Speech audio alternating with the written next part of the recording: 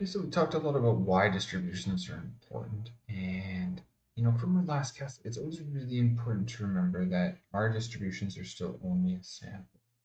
I guess picture is a really good example of that, right? From a distance, it looks like a lot of people, but as you get a little bit closer to this image, you can see the individual people, right? So we always need to keep that in mind when we're dealing with the sample. Right?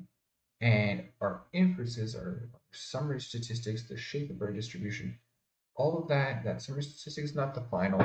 We want to take that summary statistic and understand the population. So we're really making inferences about the overall population, and that's just it's really important to keep in mind as we go through this class, as we are data analysis. So we start to perform real world analyses. Those are posed on a sample.